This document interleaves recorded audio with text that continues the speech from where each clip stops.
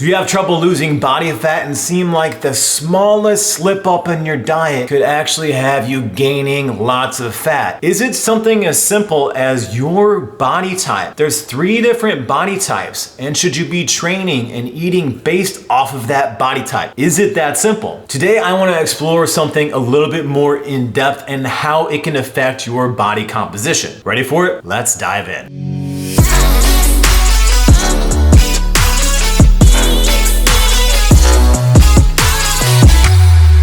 So let's start from the beginning. What is body type? Well, body type or somatotype is really the theory that our body types are something that's predetermined, whether we're skinny, whether we look like we're long and lanky, we gain a lot of muscle, or we hold a lot of body fat. It's said that this is how we are predetermined to be, and there's not much that we can do about it. Is this true? Now, this concept was theorized by Dr. W.H. Sheldon in the 1940s, where he looked at all sorts of different body types and the 3 compositions being endomorph, ectomorph, and mesomorph. It was originally believed that you couldn't change your somatotype, but I completely disagree with that, and I think that you can change your somatotype. It just takes a certain amount of training, diet, and some thought into actually how you're gonna do this. Now, according to Sheldon, there's 3 body types. Your endomorphs are the rounded type that can carry more body fat. Your mesomorphs are the more muscular type, and your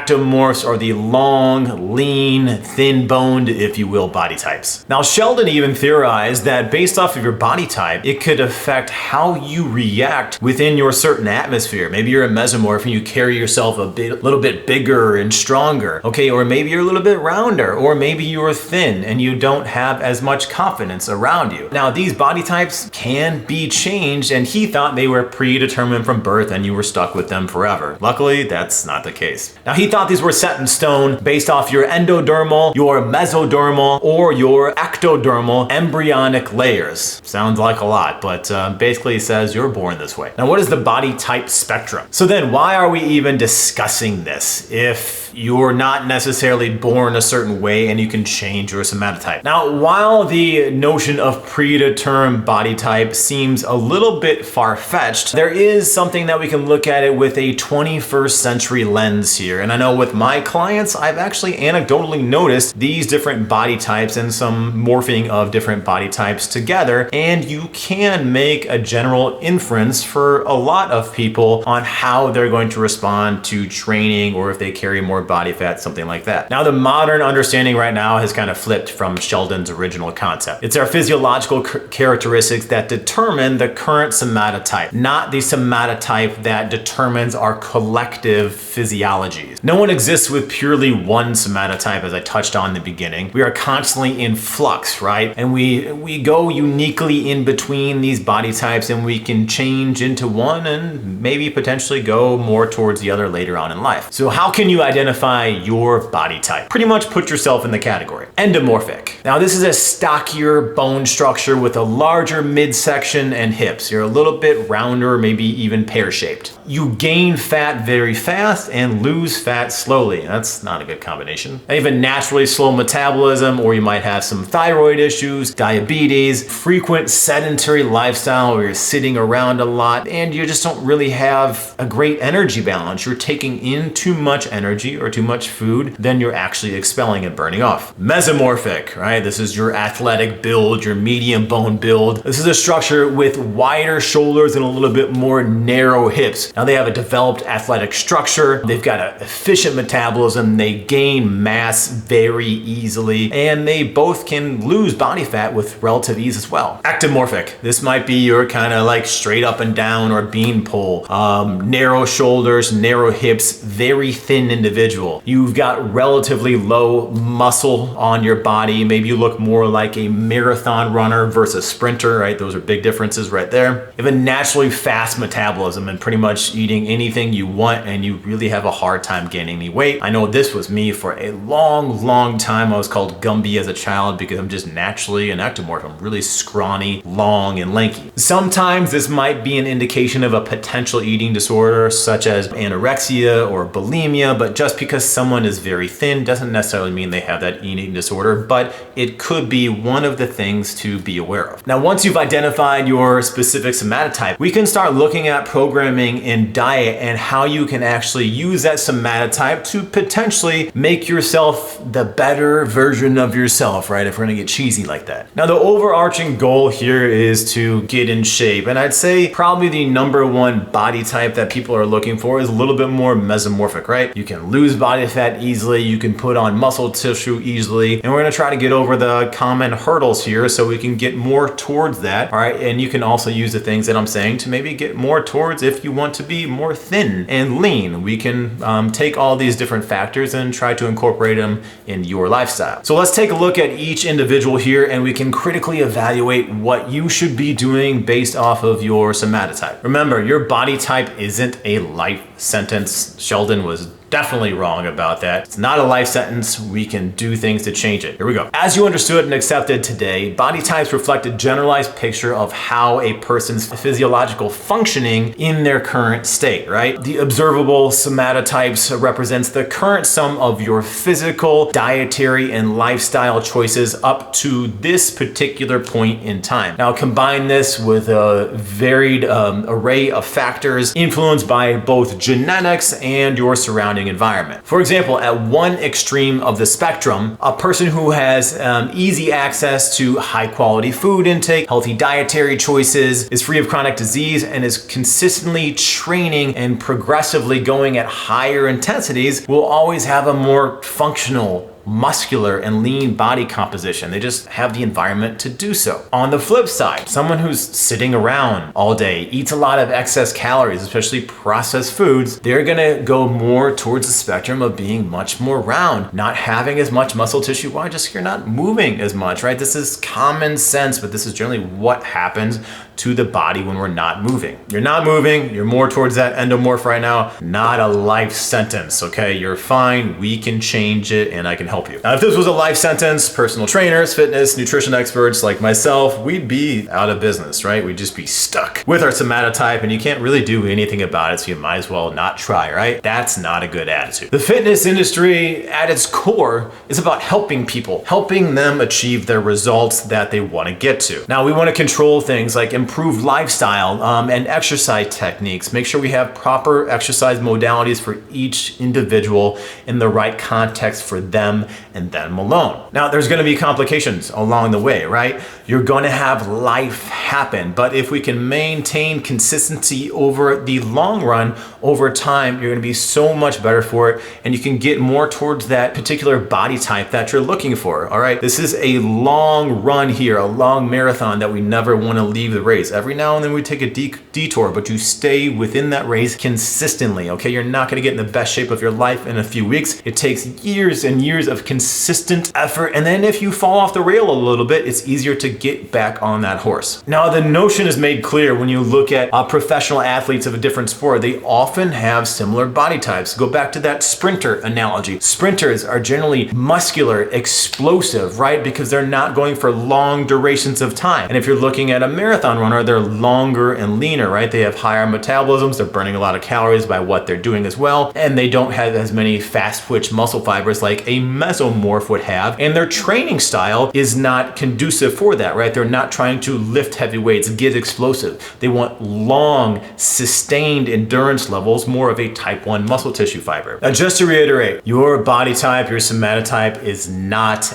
a life sentence. Just like body mass index range, we can change things, right? You can get better body mass, less body fat. I promise, I got you covered. How to improve your body composition. Now, research is continually saying that, of course, we need constant effort, proper lifestyle, we need proper training to add muscle tissue, and of course, you can't forget about proper rest. If you don't have good sleep, you don't have proper rest, you're not going to grow, you're not going to recover, and you're just going to be mentally shot. Now, the human body is highly adaptable and it seeks homeostasis or equilibrium within its own environment. But it can take a while to break these patterns that it's gotten used to, okay? We all fall into patterns and it's really hard to get out of the pattern because we go back into it right away. So So it's going to take some consistent effort here. This is the fact. Consistency over time is going to help you in the long run with anything in health, fitness, business as well. Now, this is more than likely what leads to many people to resign to the notion that they are stuck in their certain somatotype, right? Because change is hard. We can't hit that easy button. Why are the treadmills always taken up at the big box gym? Because it's easy. We press the button. The elliptical is easy. We press the button, we go, right? It's so easy to do. We need some constant intent and effort to change our body types and our minds. Now, if you want to gain muscle tissue, if you're a beginner, you can gain muscle tissue a lot faster. If you are a trained individual, it's going to take a little bit longer. But if you can gain about a pound of muscle tissue a month or more, which you can do, I promise you can do that, and you can lose about a pound of fat a week, this is a good guide to go with. After a desirable body composition has been achieved from certain diet and lifestyle factors, physical training, and healthy changes to your body and mind, more importantly, when those new habits are adopted and maintained permanently, the new body or somatotype will come into play, right? We morph into that somatotype that we want. So once you have your new somatotype, this becomes your new normal, right? I said earlier that naturally I'm an ectomorph, and now people look at me and they look at me as a mesomorph. So I'm living proof that you can change that body type. Now, how do you train if you're an endomorph? So if you're an endomorph, you're carrying a lot of body fat. Now, we want to lose body fat, but we also want to maintain and gain muscle tissue, right? So we want to prioritize strategies that are going to help us do so. Lose that body fat, add some muscle tissue, so we're going to stabilize our joints as well. We're going to feel so much better, and we're going to move better in turn as well. Now, in the gym, I like people doing more metabolic conditioning training, and there's a lot of different definitions where you look around that, but basically these are shorter rest periods, and we're doing circuits of resistance training exercises where it's 3, 4, 5 different exercises in a row with limited rest between. Maybe you take a minute or two after that circuit and you get back to it, right? So we're getting the cardiovascular benefits as well as the anaerobic benefits, and we're adding some muscle tissue and burning fat along the way. Now, if you can, some great things to incorporate: some plyometrics, some bounding exercises, make sure your joints can actually handle this, and so a lot of steady state cardio. I have no problem people doing moderate intensity cardio training, especially for this type of individual, because it's more sustainable. Okay, you don't have to do high intensity interval training if you don't want to. If you're looking at the benefits of moderate intensity cardio training and high intensity interval training as far as fat loss, they're about the same, and the adherence is about the same. And most people, especially new beginners, and if you happen to be an endomorph, you can just walk on an incline on a treadmill, or better yet, walk outside, okay, or get on a bike, something like that. That can be your cardio, and then focus on that metabolic training, that metabolic conditioning when you're resistance training. Now, consistent anaerobic and aerobic training will help your endomorphic body increase that metabolic rate and efficiency throughout your daily energy throughout the day. Additionally, increase non-exercise activity thermogenesis, NEAT, that's fidgeting, that's anything else. So you're just burning more calories from moving in these little movements throughout the day. You obviously want to commit to a less sedentary lifestyle. So have conscious movement, as I like to say, as I'm mentioning in my next upcoming book. Wink, wink, right? That conscious movement. So if you're sitting down on a chair for an hour, get up after 55 minutes and just get up and walk around the house, or get one of those standing desks. Have that conscious movement and just be more active throughout the day, or get a watch and set a timer on it. Okay, you can do that. Now, as far as diet is concerned, I like them having a higher protein diet, okay? So you're gonna have a high protein diet, and you're gonna be in a slight calorie deficit. So if you figure out your basal metabolic rate with total daily energy expenditure, you can cut a few hundred calories off that a day and add in the working out there too, and have those protein levels. You can have anywhere from, 1.5 to 2.2 grams a kilogram, or even more of protein, so you're maintaining and adding muscle tissue. Now, that protein is very important, especially when you're low on calories. I see this happen a lot, especially your quote unquote endomorphs when they start going on a diet. I put them on a diet, I have them having more protein, right? And they feel like they're full all the time, which is good. Protein is satiating, but often they don't actually hit those protein numbers, and then they're having less calories, and they have that metabolic adaptation happening because they're not having enough calories to feed them, fuel their workouts, and they're not having enough protein to build muscle tissue and maintain that muscle tissue. So you want to keep that protein consistent. I prefer around a gram a pound of body fat, or 2.2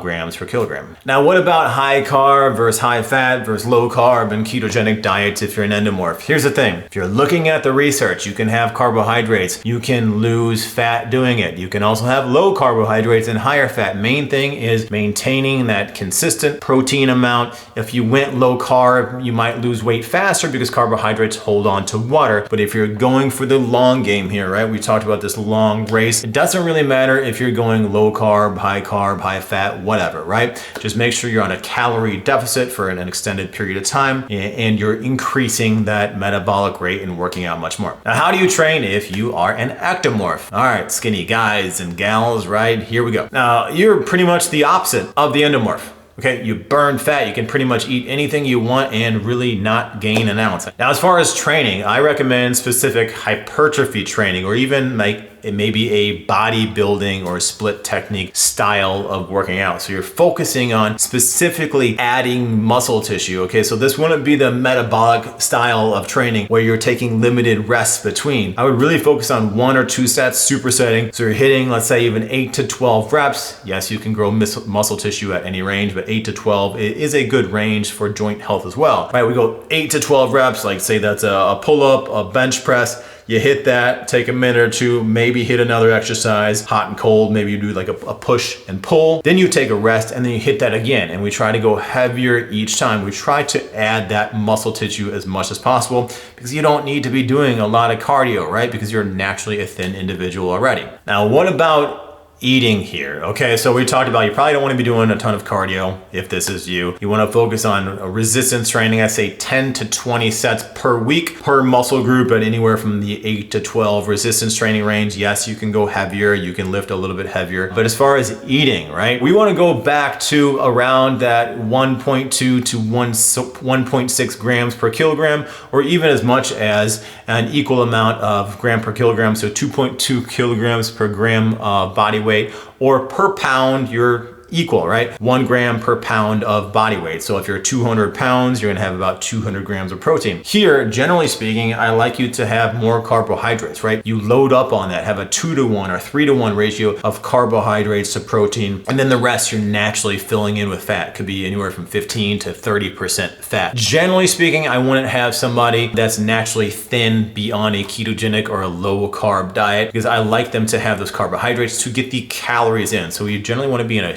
surplus of calories of at least a few hundred per day, and especially higher carbohydrates on the days when we're lifting, pre-workout, post-workout, getting that protein equally in throughout the day and making sure you're hitting those numbers, right? So you're hitting a 2 to 1, if not 3 to 1 carbohydrate to protein ratio, and then you're getting some healthy fats in there as well. Now, when we're talking about protein, I said that we want to spread it out equally throughout the day. If you're looking at research, it's more important to hit that overall number. But if we really want to get granular here, we want to space out the protein every 3 hours because you're probably going to be eating a lot of calories. So having those multiple meals in a day is just easier to get in those calories. You can have 1 meal a day at like 4,000 calories if you want to. That's hard to do. But anywhere from 3 to 7 meals per day spread out every 3 hours is probably a good idea where you're getting that protein in. So you have that muscle protein signaling, right? So you've got the amino acid leucine that's helping that muscle protein signaling so you can be maximized all day long. You could even do an additional protein shake at night, or maybe a slower absorbing protein shake like a casein protein. It's kind of like an old school theory, but might be a good thing to have at night, and it can be beneficial for maximizing that muscle protein signaling, as individuals generally have a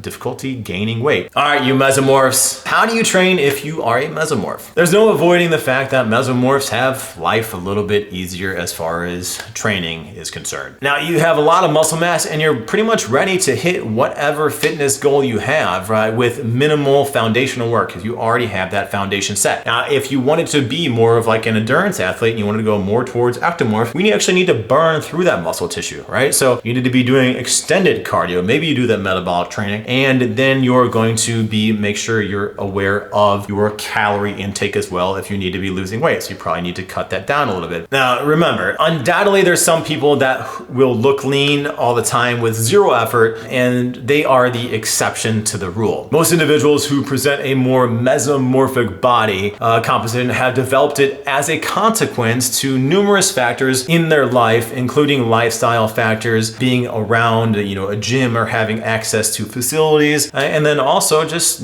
natural genetic factors. There's people that I know that are just genetic freaks and they're not even taking any steroids or anything like that. So they're very lucky individuals. I am not one of those. If you're a mesomorph, you can go into more advanced types of working out and lifting techniques. Okay, so this might be more of power training, athletic training, Olympic type lifting. You can pretty much do anything you want because you've got that foundation and you're ready to go. Comparatively, diets for mesomorphs should be tailored specifically around your fitness goals. If you want to lose body fat, you want to add muscle tissue, you can do really what you need. If you're looking at protein consumption here, 1.2 to 2.2 grams per kilogram of body weight, or if you're looking at a gram per pound of body weight, is just a good rule for your mesomorphs, and you can probably even go a little bit higher. And research says that is not only safe, but sometimes even favorable depending on the context and the individual. And of course, you want to have a healthy blend of carbohydrates and fats, and as I mentioned earlier, just hit the protein numbers. You can have more carbs, you can have more fats, just stay consistent with that protein. With so much information, it can be very confusing. I get confused quite easily, right? And to find the right training and the right diet that works best for you and your needs, this is a great starting off point. So hopefully this led you in the right direction. And remember, long-lasting results takes that consistent effort. Let's stay in that right path and stay in that race as long as we can. Hopefully you never leave the race, but if you do, get back on course. If you want to see more content like this from me, you know what to do. Hit the subscribe button, hit the like. YouTube algorithm loves when you comment and share this, and I love it too. I truly appreciate it. Follow me on all social media channels at Joey Thurman Fit, Joey Thurman Fitness here on YouTube. And if you want to work with me personally, go to joeythurman.com. One-on-one coaching, which custom nutrition, exercise library, thousands of recipes, everything that you need, and consistent contact with me in an app form. Every single week, I'm with you no matter what. Take care, be well, you ectomorphs, mesomorphs, endomorphs. There we go. Cheers. Be well.